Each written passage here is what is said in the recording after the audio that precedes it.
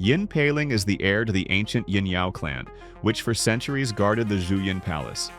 Hidden within the palace is a mechanism capable of altering the positions of the planets, and therefore the fate of humanity. After a cataclysm, the palace vanished somewhere underground, but the warlord Chen Siling is determined to find it. To do so, he takes from Peiling the pearl that grants access to the mechanism of destiny and forces her to accompany him. Meanwhile, Peiling's daughter Yin Fenggan and her childhood friend Song Tian set off in pursuit of the expedition. Movies about searching for ancient tombs passed the peak of their popularity in the early 2000s, but that doesn't mean the trend disappeared overnight. Momentum counts for something, and in Chinese cinema, it's not uncommon for completed films to sit on the shelf for years, either awaiting additional post-production funds or a more favorable release window.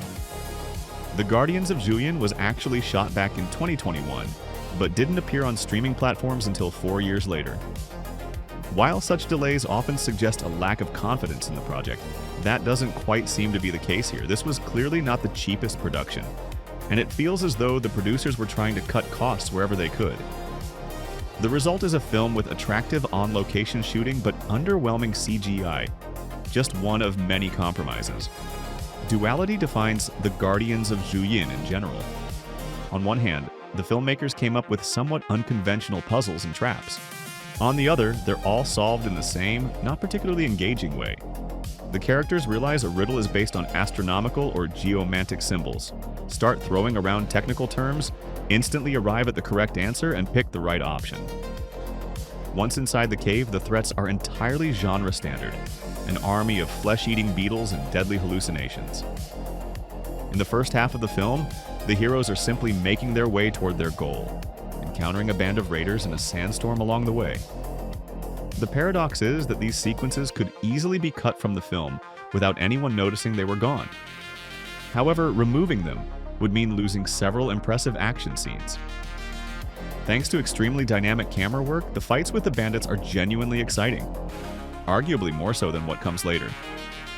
The cast features solid, if not especially famous actors. Yin Peiling is played by Jeana, a Hong Kong actress and model who seems to have transitioned rather early from femme fatale roles to playing mothers. Ironically, actress and singer Dong Si, who plays her daughter, is only a few years younger than Ho, either 6 or 4 years depending on the source. When Dong entered show business in the 2000s, her birth year was widely listed as 1993, but it was later revised to 1995. All in all, The Guardians of Zhu Yin is one of those films that always comes with a but, or on the other hand.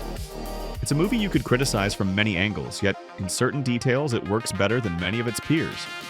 A film that clearly arrived late, but at a time when well-made tomb raiding adventures have all but disappeared. A movie that doesn't really offer anything new, yet remains consistently watchable. And in many ways, that's what matters most.